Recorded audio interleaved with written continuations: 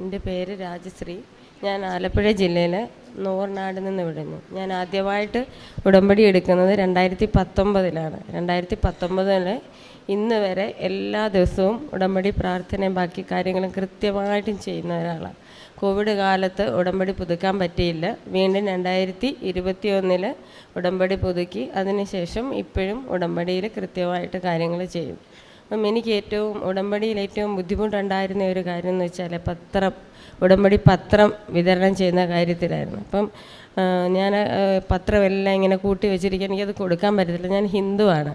അപ്പം വീട്ടിൽ നിന്ന് എനിക്കതിനുള്ള സ്വാതന്ത്ര്യമില്ല. പിന്നെ അടുത്തൊക്കെ കൊടുക്കാനും ബുദ്ധിമുട്ടാണ്. അപ്പം ഞാൻ ഈ പത്രമെല്ലാം കൂട്ടി വെച്ചിട്ട് ഒരു ദിവസം അത് കൈ വെച്ചിട്ട് ഞാൻ അമ്മയോട് പറഞ്ഞു, പച്ചത്തിരി നീലത്തിരിയും കൂടെ കത്തിച്ച് വെച്ചിട്ട് പ്രാർത്ഥിച്ചിട്ട് ഞാൻ അമ്മയോട് പറഞ്ഞു, അമ്മ ഈ പത്രമെല്ലാം ഇങ്ങനെ കിടക്കും, എനിക്കിത് കൊടുക്കാനൊരു മാർഗ്ഗമില്ല, അമ്മ അതെനിക്ക് എല്ലാം കൊടുത്തു തീർക്കാനുള്ള ഒരു വഴി കാണിച്ചു തരണേന്ന് പറഞ്ഞു. പിന്നെ അതിന് ശേഷം കൃപാസനത്തിൽ ഉടമ്പടി എടുത്ത ഒരു ഗ്രൂപ്പിൽ അംഗമാകാൻ എനിക്ക് പറ്റി. അതിന് ശേഷം എല്ലാ ഞായറാഴ്ചകളും കാരുണ്യ പ്രവൃത്തികൾ, അതായത് ഒരു ഹോസ്പിറ്റലിൽ ഫുഡ് കൊടുക്കാൻ, പിന്നെ ഒരു ഓൾഡ് ഏജ് ഹോം സന്ദർശിച്ച് അവിടെ ഉള്ള ആൾക്കാർക്ക് ഭക്ഷണം കൊടുക്കാനും പറ്റും. അങ്ങനെ ആ പത്രം ഒരു ബുദ്ധിമുട്ടുമില്ലാതെ വിശ്വാസമുള്ളവരുടെ കൈകളിൽ ഏൽപ്പിക്കണമെന്ന് ഉടമ്പടി തൈലം തേച്ച് ഞാൻ പ്രാർത്ഥിച്ചു. അങ്ങനെ അത് കൊടുക്കാൻ പറ്റി. ഞാൻ ഉടമ്പടിയിൽ വെച്ചിരുന്ന നിയോഗങ്ങൾ ആദ്യം ഈ പ്രാവശ്യം, നേരത്തെ ഒരു പ്രാവശ്യം ഞാൻ ഉടമ്പടി എടുത്തത് പ്രാവശ്യം സാക്ഷ്യം പറഞ്ഞിട്ടുണ്ട്. ഇത് 2ാമത്തെ പ്രാവശ്യമാണ് സാക്ഷ്യം പറയുന്നത്.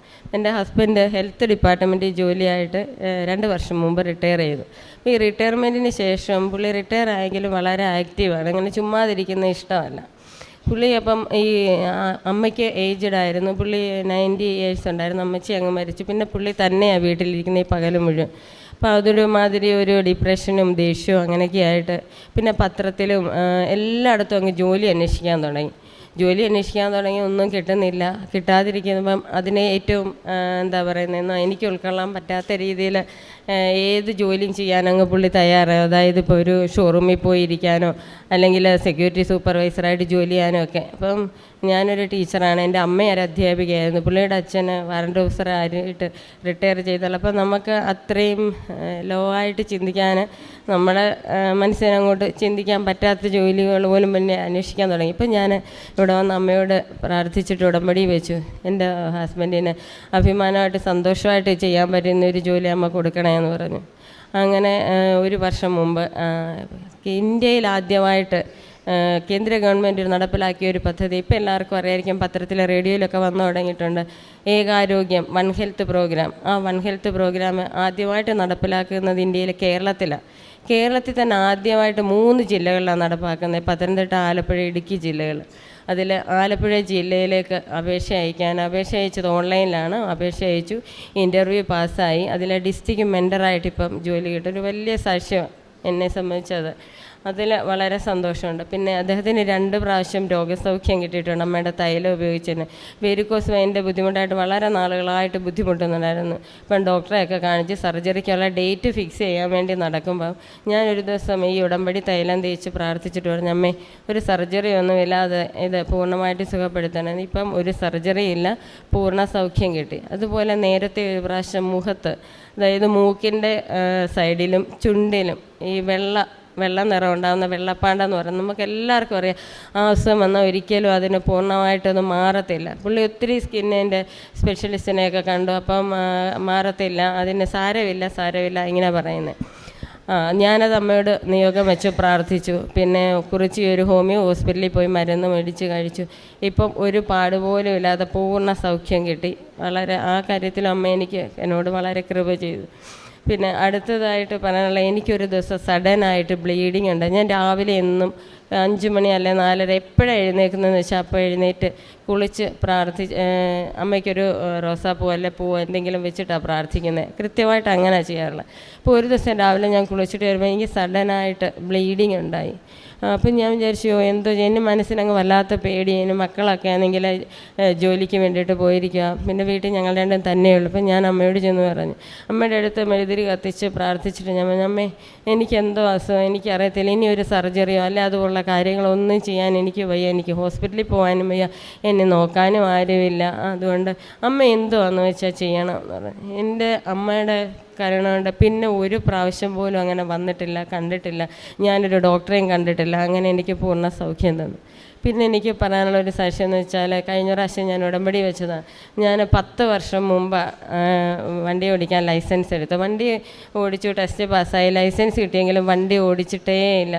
ഇപ്പം കാരുണ്യപ്രവൃത്തിയൊക്കെ ചെയ്യാൻ ഞായറാഴ്ചയാണ് പോകുന്നത്. ഇപ്പോൾ ഈ ഹസ്ബൻഡിനോട് പറയണം കൊണ്ടുവിടാൻ, കുറച്ച് ദൂരം, ഒരു 1.5 കിലോമീറ്ററോളം പോയിട്ട് വേണം ബസ്സിൽ പോകാൻ. അപ്പം ഞാൻ പറഞ്ഞു അമ്മയോട്, കഴിഞ്ഞ പ്രാവശ്യം വന്നപ്പോൾ ഉടമ്പടി വെച്ചിട്ട് പറഞ്ഞു, അമ്മേ എനിക്ക് വണ്ടി ഓടിക്കാനുള്ള ഒരു ധൈര്യം തന്നെ. ഇന്നലെ ഞാൻ വണ്ടി ഓടിച്ചിട്ടാണ് കാരുണ്യപ്രവൃത്തിക്ക് പോയത്. അത് അമ്മ എനിക്ക് തന്ന വേറൊരു കൃപയാണ്. അതുപോലെ എൻ്റെ ഹസ്ബൻഡ് 15 വർഷം മുമ്പ് ഞങ്ങൾക്ക് അംബാസഡർ ഉണ്ടായിരുന്നു.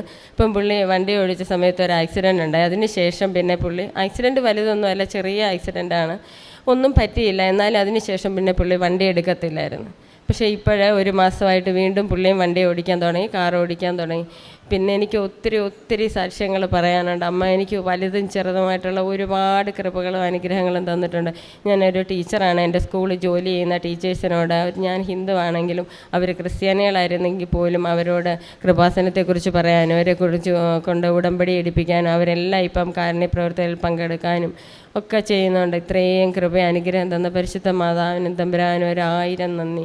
ഇവിടെ വന്നിരിക്കുന്ന ഉടമ്പടി എടുക്കാനും പുതുക്കാനും വന്നിരിക്കുന്ന എല്ലാവരുടെയും നിയോഗങ്ങളെയും, ജോസഫ് അച്ഛനെയും, ഇവിടെ ശുശ്രൂഷ ചെയ്യുന്ന സകല സ്റ്റാഫിനെ എല്ലാവരെയും അമ്മയുടെയും തിരുക്കുമാരൻ്റെയും കൃപ അനുഗ്രഹ സാന്നിധ്യം എന്ന് എപ്പോഴും ഉണ്ടായിരിക്കാൻ തമ്പുരാനോടും മാതാവിനോടും പ്രാർത്ഥിക്കുന്നു. അമ്മേ. ഞാൻ എല്ലാ ദിവസവും കൊന്ത ചെല്ലാറുണ്ട്, ജപമാല ചെല്ലാറുണ്ട്. അന്നന്നത്തെ ജപമാല ചൊല്ലുമായിരുന്നു. പിന്നെ സമ്പൂർണ്ണ ജപമാല, അതായത് ഒരു ദിവസം 4 ജപമാലയും ചൊല്ലും. അത് 1 മാസം കണ്ടിന്യൂസ് ആയിട്ട് എല്ലാ ദിവസവും സമ്പൂർണ്ണ ജപമാല ചൊല്ലും. പിന്നെ അവധി ദിവസങ്ങളിലൊക്കെ സമ്പൂർണ്ണ ജപമാല ചെല്ലാൻ കിട്ടുന്ന അവസരങ്ങളൊക്കെ ചെല്ലാറുണ്ട്. ഇപ്പോൾ എൻ്റെ വീട് നൂറിനാട്ടാണ്. ഞാനിപ്പോൾ ഇങ്ങോട്ട് വന്ന വഴി ബസ്സിലാണ് വന്നത്. അപ്പോൾ ആ ബസ്സിലിരുന്ന് ഒരു സമ്പൂർണ്ണ ജപമാല ചെല്ലാൻ പറ്റി. തിരിച്ചു പോകുമ്പോഴും പറ്റുവാണെങ്കിൽ ചെയ്യണമെന്നുണ്ട്. കാരുണ്യപ്രവൃത്തികൾ എനിക്ക് കഴിയുന്ന രീതിയിൽ ഞാൻ സ്കൂളിൽ പാവങ്ങളായിട്ടുള്ളവരാണ്, അവരെ സഹായിക്കാൻ പറ്റുന്നത് ചെയ്യാറുണ്ട്. പിന്നെ ഈ ഹോസ്പിറ്റലിൽ ഫുഡ് കൊടുക്കാൻ വേണ്ടിയിട്ട് പോകാറുണ്ട്, അത് സെർവ് ചെയ്ത് കൊടുക്കും. പിന്നെ ഓൾഡ് ഏജ് ഹോമിൽ പോയിട്ടുണ്ട്. അങ്ങനെ കാരുണ്യപ്രവൃത്തികൾ പറ്റുന്ന രീതിയിലൊക്കെ ചെയ്യാറുണ്ട്. വചനങ്ങളൊക്കെ ഷെയർ ചെയ്യാറുണ്ട്. ബൈബിള് വായിക്കുന്നുണ്ട്. എല്ലാ ദിവസവും ബൈബിള് വായിക്കും. സങ്കീർത്തനങ്ങളൊക്കെ ചൊല്ലും. ഞങ്ങളുടെ ഗ്രൂപ്പിലിടണം, അതിനുവേണ്ടി ചെയ്യും. അങ്ങനെയൊക്കെ ചെയ്യാറുണ്ട്. 37-ാം സങ്കീർത്തനം 4-5 തിരുവചനങ്ങൾ പറയുന്നു, കർത്താവിൽ ആനന്ദിക്കുക, അവിടുന്ന് നിൻ്റെ ആഗ്രഹങ്ങൾ സാധിച്ചു തരും. നിൻ്റെ ജീവിതം കർത്താവിനെ ഫരമേൽപ്പിക്കുക, അവിടുന്ന് നോക്കിക്കൊള്ളും. അക്രൈസ്തവയായ താൻ 4 ജപമാലകൾ, സമ്പൂർണ്ണ ജപമാല എല്ലാ ദിവസവും പ്രാർത്ഥിക്കുവാനായിട്ട് ശ്രദ്ധിക്കുന്നു.